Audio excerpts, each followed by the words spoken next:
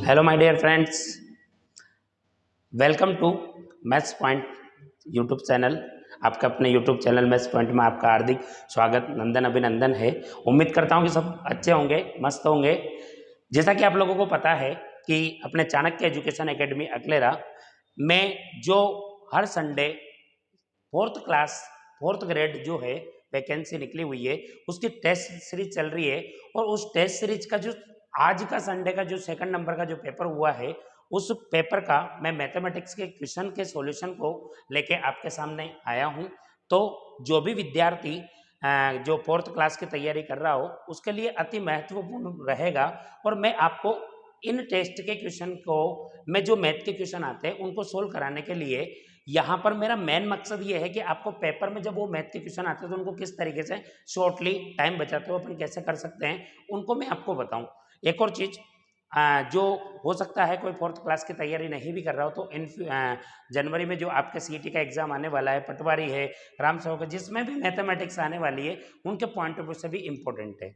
तो आओ चल बात करते हैं अपन किसके, जो आज जो पेपर हुआ है अपन अपना फोर्थ क्लास का, उसका सेकंड नंबर का, उसके मैथमेटिक्स के जो 15 क्वेश्चन आए उनके सॉल्यूशन की बात करते हैं। तो आई थिंक आपके इसमें पेपर में आपके 92 से स्टार्ट शायद है ना, देखते हैं जहां से भी हो। अच्छा, ये इसमें आपके सामान्य ज्ञान है, स्टार्ट है विज्ञान 83 से। अच्छा हाँ, ये मैथ 92 से स्टार्ट है ना। अपन यहाँ से बात करेंगे किसकी, गणित के क्वेश्चनों की, है ना। और वन बाय वन बारीकी से देखेंगे अपन। तो क्वेश्चन नंबर 92 जो था आपका, किस तरीके से था, तो दोस्तों इसको ध्यान से समझना। बिल्कुल आपको है ना, मैं ये इसमें ऐसा करना सिखाऊंगा जिसकी डायरेक्ट अपन बिना पेन चलाए हुए क्वेश्चनों को भी कर सकते हैं, इजी वे में कर लेंगे अपन। उन इसी तरीके से बताऊंगा मैं आपको। इसको थोड़ा सा छोटा कर लेते हैं अपन, ठीक है। ये इतना है ना,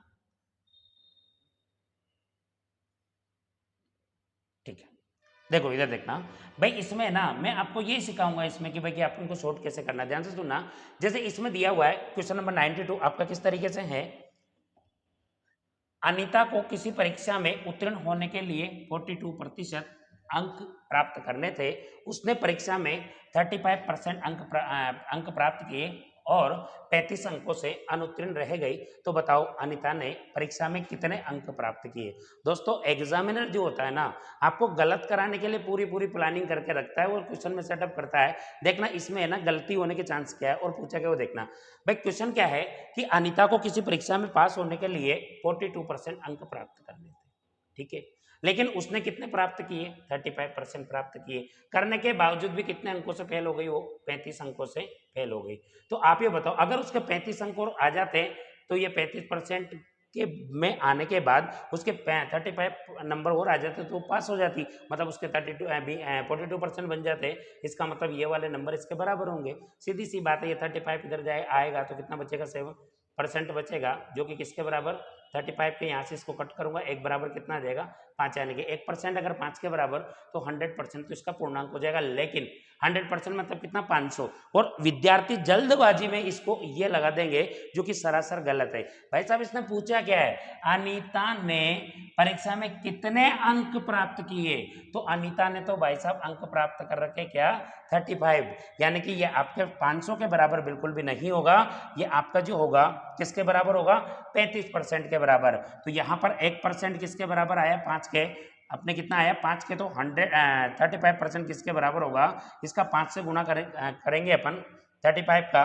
तो 50 25, 5 या 15 और 2 कितना हो जाएगा, 17। यानी कि 175 आपका क्या होगा, आंसर होगा। पर जल्दबाजी में स्टूडेंट इसका आंसर क्या लगा देता है, पूर्णांक पूछा है पर उसने पूछा कितने अंक प्राप्त किए। तो दोस्तों इस क्वेश्चन का आंसर क्या हो जाएगा आपका, 175 है ना। अगला क्वेश्चन की बात करते हैं अपन। देखो अगला क्वेश्चन क्या है आपका, यदि ए अनुपात बी, यदि ए अनुपात बी बराबर आपको दिया हुआ है दोस्तों कितना, 3:5 तथा A अनुपात C बराबर दिया हुआ 2:5 हो तो आपसे पूछ रहा है A अनुपात B अनुपात C कितना होगा। तो आप मेरे को एक बात बताना, क्लासरूम में मैंने कई तरीके से बता रखा है इस टाइप के क्वेश्चन को, फिर भी यहाँ पर कॉमन कौन है? A है। A का मान यहाँ पर 3 है, यहाँ पर 2। इसको सेम बनाने के लिए मैं करूँगा क्या, इसका 2 से गुणा कर दूंगा और इसका किससे गुणा कर दूंगा मैं? 3 से। तो 2 से गुणा करूंगा तो 6:10 बन जाएगा, ठीक है। और इसका 3 से करूंगा तो A अनुपात C कितना हो जाएगा आपका? 6:21 हो जाएगा, ठीक है। अब सुनना, A का मान सेम हो गया। अब आपसे पूछा क्या है? A B C का, तो A का मान कितना आ जाएगा? 6, B का मान कितना होगा? 10 और C का मान हो जाएगा 21। यानी कि इसमें आपका आंसर होगा 6:10:21, जो कि ऑप्शन नंबर बी में आपका दिया हुआ है, ये आपका करेक्ट आंसर हो जाएगा, ठीक है। अगले क्वेश्चन की बात करते हैं दोस्तों। तो क्वेश्चन में कुछ भी नहीं है, बस आपको समझना है कि क्वेश्चन करना कैसे है, वो चीज समझनी है आपको। अच्छा, ये अच्छा क्वेश्चन है भाई साहब आपका, है ना। इसको देखते हैं। क्वेश्चन नंबर कौन सा? 94। कक्षा 10 के 2 सेक्शन ए व बी में विद्यार्थियों की संख्याओं का अनुपात 3:5 है। यदि दोनों सेक्शन में 32 विद्यार्थियों को शामिल कर दिया जाए तो अब अनुपात 7:9 हो जाता है। तो पहले सेक्शन ए में विद्यार्थियों की संख्या कितनी होगी? आप मुझे बताना दोस्तों। जैसे यहाँ पर ये 2 सेक्शन है 10th क्लास में, ए और बी, और इसमें पहले जो उनकी संख्याओं का अनुपात दिया हुआ है 3:5। उसके बाद क्या, दोनों कक्षाओं में 32, ये बिफोर मतलब पहले का है ना। उसके बाद में 32 विद्यार्थी अगर इसमें बढ़ा दिए जाएं तो अब अनुपात की बात करो तो कितना हो जाता है? बढ़ाने के बाद में 7:9 हो जाता है। ये कब का है? आफ्टर मतलब बढ़ाने के बाद का। तो दोस्तों मैं आपसे ये जानना चाह रहा हूं क्या कि 3 से बढ़कर 7 हुआ, 5 से बढ़कर 9 हुआ, कितने का अंतर आया? 4 का।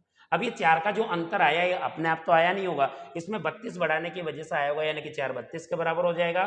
तो 1 किसके बराबर होगा? 8 के बराबर होगा। एक अगर 8 के बराबर होगा, 8 चौको 32, एक 8 के बराबर होगा। तो उसने पूछा क्या है? पहले सेक्शन ए में विद्यार्थियों की संख्या कितनी हो जाएगी? 8 या 24, यानी कि पहले कितनी होगी? 24। यही इसका क्या हो जाएगा? करेक्ट आंसर होगा। और इसका शॉर्ट तरीका मैंने आपको बता रखा है। देखो आपको इसमें करने की जरूरत ही नहीं थी इस क्वेश्चन में। कैसे? सुनना इधर, मैं सीधी सी बात है, पहले कितना दिया हुआ था? 3:5 दिया हुआ है। अब कितना हो गया? 7:9 हो गया। 3 से 7 बढ़ा 4, 3 से बढ़कर 7 मतलब 4 बढ़ा, 5 से बढ़कर 9 मतलब 4 बढ़ा। किसकी वजह से बढ़ा? 32 की वजह से। तो 4 32 के बराबर, 1 8 के बराबर, तो 3 किसके बराबर? 24 के बराबर। ये आपका यूं ही करेक्ट आंसर होगा, ठीक है। क्या है क्वेश्चन में? कुछ भी नहीं है, बस आपके प्रैक्टिस की जरूरत है। तो मैं वही बात कह रहा हूँ दोस्तों, आप अगर आपकी मैथमेटिक्स अच्छी करना चाहते हो तो बिल्कुल आप अपने यूट्यूब चैनल मैथ्स पॉइंट के साथ जुड़िए, मेरे साथ जुड़िए। आपकी मैथमेटिक्स बहुत अच्छी कर दूंगा मैं। पर इसके लिए यही है कि आपको रेगुलर इसमें वीडियो को देखते रहना है। और अभी तक दोस्तों ने किसी ने सब्सक्राइब नहीं किया हो तो चैनल को जस्ट सब्सक्राइब कर ले, क्योंकि मैं आपके लोगों के लिए मेहनत करता हूँ। देखो अगला क्वेश्चन है अपना कौन सा? ब्याज का क्वेश्चन है ये। अब कैसे होगा सुनना इधर। क्वेश्चन में क्या दिया हुआ दोस्तों, ध्यान से समझना। कोई धनराशि साधारण ब्याज की दर से 4 वर्ष में कितनी हो जाती है? 3 गुनी हो जाती है।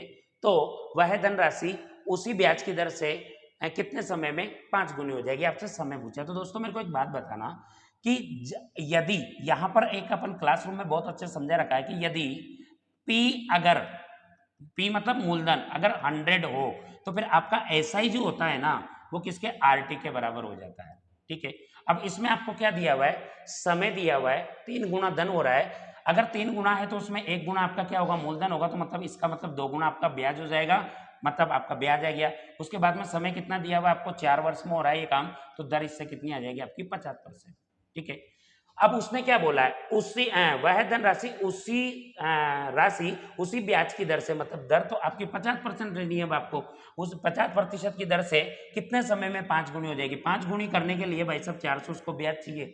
दर कितनी लगानी है? 50, 0 0 कटेगा, 8 पंजे 40। मतलब ये काम जो होने वाला है कितने वर्षों में होगा दोस्तों? 8 वर्षों में हो जाएगा। यानी कि क्वेश्चन नंबर 95 का आंसर क्या हो जाएगा आपका? बी वाला हो जाएगा, ठीक है। नेक्स्ट बात करते हैं अपन। अगला क्वेश्चन दिया हुआ आपको कौन सा? 96 वाला। इसमें क्या है देखना।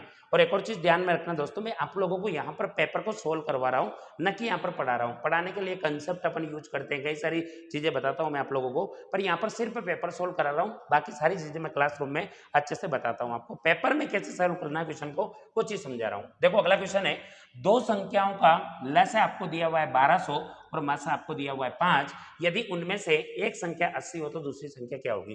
दोस्तों ये सबको पता है, एलसीएम एचसीएफ का एक रिलेशन बनता है कि यदि दो संख्याओं का जो गुणनफल होता है वो उनके एलसीएम और एचसीएफ के गुणनफल के बराबर होता है। ये आपको एलसीएम एचसीएफ में दोनों के रिलेशन में आपको पता चलेगा, पढ़ोगे तब जाके।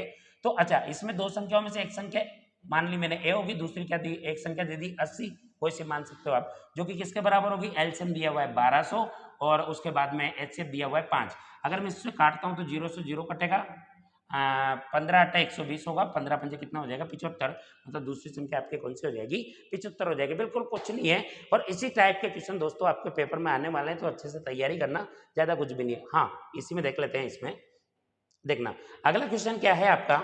अगला क्वेश्चन 97, दो संख्याओं का, अभी लैसे और मैसे का ये, और बहुत जबरदस्त क्वेश्चन है, ध्यान से सुनना। दो संख्याओं का लैसे कितना दिया हुआ है 495 और मैसे कितना दिया हुआ है 5। यदि दो संख्याओं का योग आपको दिया हुआ है कितना 100 है, तो उनका अंतर कितना होगा। दोस्तों इसको शॉर्ट तरीके से बता रहा हूं, ये आप इक्वेशन से करोगे तो बहुत लंबा हो जाएगा। तो जब भी दो संख्याओं का आपको अनुपात निकालना हो, तो अनुपात निकालने के लिए अपन क्या करते हैं, जो दो संख्या को एलसीएम है उसमें एचसीएफ का भाग देंगे। तो भाग देंगे तो कितनी बार जाएगा, 9 पंजे 45, 4 बचेगा, 9 पंजे 45, और इसके मिनिमम अंतर के फैक्टर करता हूं तो कितना आएगा 11 और 9, यानी कि दोनों के बीच का अंतर कितना आ गया 2। और एचसीएफ कितना दिया हुआ है आपको 5, तो 5 का गुणा अगर मैं इससे कर दूंगा तो 5 दूगा कितना आ जाएगा 10, यानी कि इस दोनों संख्याओं का अंतर क्या होने वाला है दोस्तों 10 होने वाला है। यानी कि इस क्वेश्चन नंबर 97 का आंसर आपका क्या हो जाएगा 10 हो जाएगा। ठीक है, नेक्स्ट बात करते हैं दोस्तों, इसमें अगला क्वेश्चन देखना 98 दिया हुआ है आपको, क्या बहुत अच्छा क्वेश्चन है भाई ये ना, ये क्वेश्चन आपको जानबूझ के एग्जामिनर फंसाने की कोशिश करेगा। इसमें कैसे समझना है इसको, किसी संख्या के 26.37% में से 26.37% घटाने पर 26.37 प्राप्त होता है, तो बताओ वो संख्या क्या होगी। तो दोस्तों जो अगर पढ़ रखा होगा क्लासरूम में तो वो अपने आप ही देखते हैं आंसर लगा देगा इसका कितना 200। क्यों, क्योंकि किसी भी संख्या के जितने प्रतिशत में से जितना घटाने पर जितना ही अगर प्राप्त होता है तो वो संख्या एकमात्र क्या हो सकती है दोस्तों 200 हो सकती है। तो इसका आंसर क्या हो जाएगा 200। अब इसका सॉल्यूशन की बात करो तो मान लो वो संख्या 100% होगी, तो जब कैसा आया वो समझा रहा हूं मैं आपको। तो कितना उसका 26.37% इसके बराबर होगा। किसी संख्या के 26.37% में से कितना घट पा रहा है 26.37 घटाने पर 26.37 प्राप्त हो रहा है। तो दोस्तों इसमें ध्यान से समझना आप, अगर मैं इसको यहां से इधर भेजता हूं तो कितना ये इसका कितना होगा 26.37, ये प्लस का होगा, तो क्या ये इसी का डबल होगा, डबल होगा तो इससे मैं जब इधर कट करूंगा तो कितनी बार कटेगा 2 बार, और 1% बराबर 2 आ जाएगा, तो फिर वो संख्या 100% मानेंगे, तो फिर इसका मतलब क्या हो जाएगा वो संख्या अपनी कितनी आ जाएगी 200। पर इस तरीके से आपको डायरेक्ट पता होना चाहिए, क्लासरूम में अगर पढ़ रखा होगा तो बहुत अच्छे से आप इसको इजी वे में कर लिया होगा आपने, 1 सेकंड भी नहीं लगेगा। अच्छा अगला क्वेश्चन भी यही समझा 99। अब इसमें क्या दिया हुआ है वो देखना, इंपॉर्टेंट क्वेश्चन है भाई साहब। ठीक है, इसमें क्या है 2 वर्ष में 10% चक्रवर्ती ब्याज की दर से, चक्रवर्ती ब्याज की दर की क्या पूछी है आपसे प्रभावी दर, और प्रभावी दर निकालने के लिए अपन क्या करेंगे दोस्तों 100 रुपये अगर होगा तो उस पर 110% निकलेगा, फिर उसका 100 रुपये होगा तो 110% निकलेगा, यानी कि 2 जीरो से 2 जीरो 0 0 0 0 कितना हो जाएगा 121, यानी कि 100 से बढ़कर 121 यानी कि 21%। ये आपकी इसमें चक्रवर्ती ब्याज की क्या हो जाएगी प्रभावी दर हो जाएगी। इसका मतलब ये हुआ कि अगर आप किसी भी धनराशि का 10% दर की से आप चक्रवर्ती ब्याज से निकालते हो तो 2 वर्ष के लिए अगर आप निकालोगे तो जो आपके पास वैल्यू आएगी वो की वही वैल्यू क्या हो जाएगी आपके 21% से प्राप्त हो जाएगी, यानी कि डायरेक्ट उस राशि का आप 21% भी निकाल सकते हो, तो यही उसकी क्या कहलाएगी प्रभावी दर कहलाएगी। तो इसका आंसर क्या हो जाएगा दोस्तों 21% हो जाएगा। ऑप्शन नंबर डी इसका क्या होगा करेक्ट आंसर हो जाएगा। ठीक है, अपन नेक्स्ट बात करते हैं, अगला क्वेश्चन कौन सा है इसको यही बता देता हूं मैं आपको, है ना 15 क्वेश्चन नंबर 100। इसमें क्या है 15 संख्याओं का औसत 8 है, यदि प्रत्येक संख्याओं में 7 जोड़ा जाए तो उन संख्याओं का औसत क्या होगा। दोस्तों इस टाइप के क्वेश्चन में अपन करते क्या है, क्लासरूम में बहुत अच्छे समझा रखा है कि 15 संख्याओं का औसत 8 है। इसका मतलब यदि कोई भी संख्या का औसत दे दे और उसके बाद में जो वो प्रत्येक संख्या के साथ करता हो, चाहे प्रत्येक संख्या से गुणा करता हो, जोड़ करता हो, भाग करता हो, घटाता हो, तो अपन को वो का वो ही काम किसके साथ कर देना होता है, उसके औसत के साथ। तो उन 15 संख्या को औसत आपको 8 दिया हुआ है, प्रत्येक संख्या में 7 जुड़वा रहा है, मतलब 7 अगर मैं औसत में जोड़ दूंगा तो दोस्तों डायरेक्ट आपका आंसर कितना हो जाएगा, 15 हो जाएगा। यानी कि ऑप्शन नंबर सी इस क्वेश्चन नंबर 100 का आपका क्या होगा, आंसर हो जाएगा। अगले वाले क्वेश्चन की बात करते हैं। अच्छा, क्वेश्चन नंबर इधर है 101, ये होगा आपका, है ना। अच्छा क्वेश्चन है, मिश्रण का क्वेश्चन है, अच्छा क्वेश्चन है भाई साहब आपका। देखना इसमें क्या दिया हुआ है दोस्तों, नमक तथा पानी के 120 लीटर मिश्रण में नमक 60% है, मिश्रण में कितना पानी और मिलाया जाए कि मिश्रण में नमक और पानी की मात्रा समान हो जाए। अच्छा, दोनों की मात्रा समान होने का मतलब बराबर बराबर होना, और बराबर बराबर होना मतलब 50-50% होना। अच्छा दोस्तों, मुझे एक बात बताना आप लोग, इसमें क्या इसमें एक ही कंसेप्ट लगाना, अपन को ऐसे बेसिक से करोगे तो बहुत लंबा चला जाएगा। अगर 100 मान के तो ये शॉर्ट करेंगे अपन कैसे।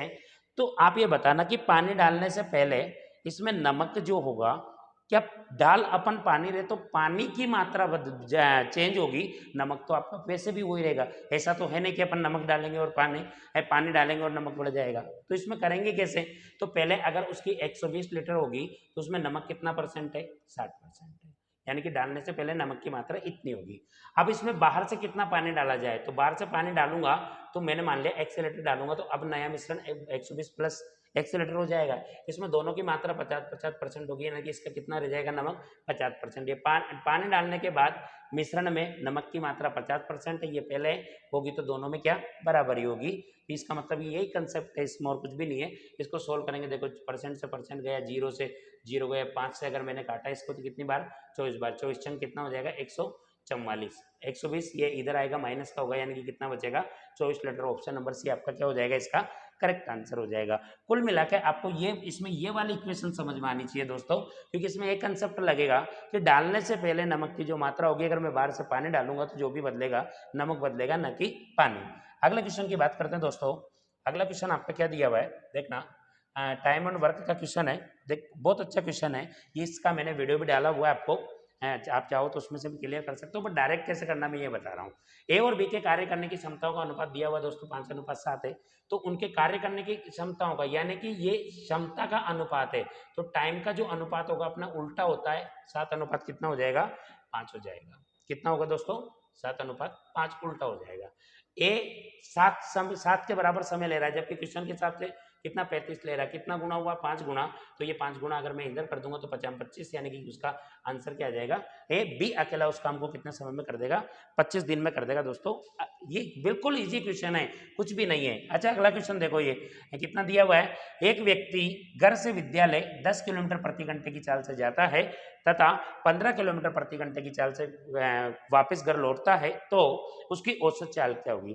तो दोस्तों इसके लिए मैंने बताया हुआ है कि जब भी दो अलग अलग व्यक्ति हो या एक ही व्यक्ति हो के द्वारा अगर समान चाल चली जाती है, तो उसके लिए अपन एवरेज जो स्पीड निकालते हैं, उसकी एवरेज स्पीड वो डायरेक्ट निकाल कैसे सकते हैं, to v1v2 upon v1 plus v2, ये वाले फॉर्मूले से अपन डायरेक्ट निकाल लेते हैं। ये रिजल्ट में क्लासरूम में प्रूव करके बताता हूँ, निकाल के भी बताता हूँ इसको, ये पर ये इससे निकाल सकते हैं, आपको ये याद हो तो। अब इसमें v1 v2 चली गई चालें हैं, तो 2 इंटू 10 इंटू 15 बटे में 10 प्लस कितना होगा, 15, दोनों का योग करूंगा तो दोस्तों ये कितना आ जाएगा, 25 आएगा इसका योग, और 25 आएगा तो इसको अगर मैं कट करता हूँ अब तो देखना कितना, 5 से काटूंगा 5 बार कटेगा, ये कितने बार कटेगा, 2 बार, फिर 5 से काटा 3 बार, ये कट जाएगा, 3 दुआ 6, 6 दुआ 6 दुआ कितना आ जाएगा, 12, यानी कि 12 किलोमीटर प्रति घंटा इसका क्या हो जाएगा, आंसर हो जाएगा। तो दोस्तों क्वेश्चन में कुछ नहीं है, अगर आप अच्छे से मेहनत करते हो तो इस तरीके और आपके लगभग इसी टाइप के क्वेश्चन आपको एग्जाम में मिल जाएंगे, देखना आप। अच्छा अगले क्वेश्चन की बात करते हैं दोस्तों, इसमें क्या दिया हुआ है, 15 पेनों का क्रय मूल्य 20 पेनों के विक्रय मूल्य के बराबर हो तो लाभ अथवा हानि का परसेंट बताओ। इसमें सबसे पहली बात तो ये है कि अपन को यह पता करना होगा कि लाभ कितना होगा, हानि कितनी होगी।